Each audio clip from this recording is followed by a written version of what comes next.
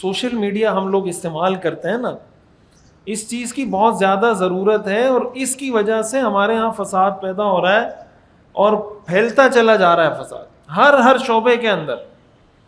ہم بہت سی چیزوں کو ثواب سمجھ کے کر رہے ہوتے ہیں، حالانکہ وہ کبیرہ گناہ ہوتا ہے۔ بھائی آپ کوئی اچھی مثال کے طور پر کوئی حدیث ہے، من گھڑت حدیثیں ہیں، موضوع حدیثیں ہیں، لوگوں نے گھڑی ہوئی ہیں، اس پہ علماء نے پوری کتابیں لکھی ہیں، وہ حدیثیں انہوں نے جمع کی ہیں جو لوگوں نے خود سے گھڑی ہیں۔ آپ نے سنا ہوگا حدیث کہ علم حاصل کرو اگرچہ چین تک جانا پڑے، سنیے یہ علم حاصل کرو اگرچہ، یہ من گھڑت حدیث ہے ہی نہیں ہے، کہیں کسی کتاب میں نہیں ہے۔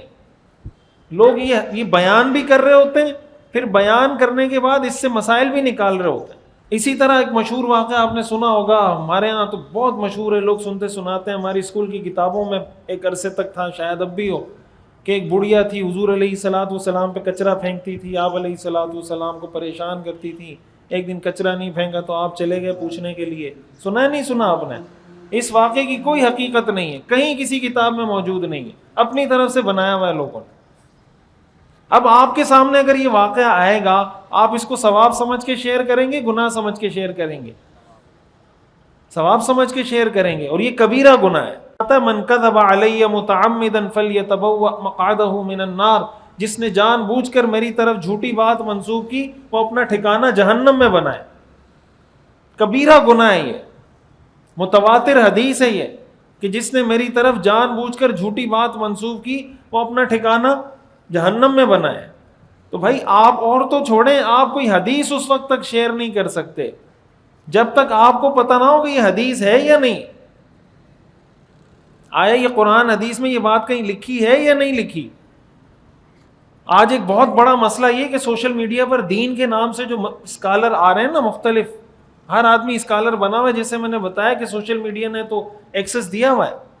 دیکھیں یہ بات اچھے طریقے سے یاد رکھیں، یہ بات میں بار بار کہتا ہوں کہ آپ کو سوشل میڈیا یہ اختیار دیتا ہے کہ آپ جس موضوع پہ جو بات کرنا چاہیں کریں، اللہ آپ کو یہ اختیار نہیں دیتا۔ اللہ مجھے یہ اختیار نہیں دیتا کہ میں جس موضوع پہ بات کرنا چاہوں کروں، یہ اللہ کی طرف سے اجازت نہیں ہے۔ یہی مطلب ہے قرآن کی اس آیت کا وَلَا تَقْفُ مَا لَيْسَ لَكَ بِهِ عِلْم، کہ جس چیز کا تمہیں علم نہیں ہے اس میں اپنی رائے پیش مت کرو، تم سے قیامت کے دن سوال ہوگا اس بارے میں۔ اب سوشل میڈیا پر دین کے نام سے جو نئے اسکالر آ رہے ہوتے ہیں اور نئی باتیں پیش کر رہے ہوتے ہیں، ایک عام آدمی جب ان کی بات شیئر کرتا ہے، وہ اس کو ثواب سمجھ کے شیئر کرتا ہے یا گناہ سمجھ کے شیئر کرتا ہے؟ وہ ثواب سمجھ کے شیئر کرتا ہے، لیکن اس کو یہ نہیں پتا ہوتا کہ یہ گڑبڑ کہاں پہ کر رہا ہے، غلطی کہاں پہ کر رہا ہے، کہاں یہ مسئلہ غلط بتا رہا ہے۔ ایک عام آدمی کو کیسے پتا چلے گا؟ وہ تو یہ کہہ رہا ہے کہ یار دین کی اتنی اچھی بات کر رہا ہے اور مجھے اپیل کر رہی ہے، بس جب مجھے اپیل کر رہی ہے اس کا مطلب یہ ٹھیک بات کر رہا ہوگا۔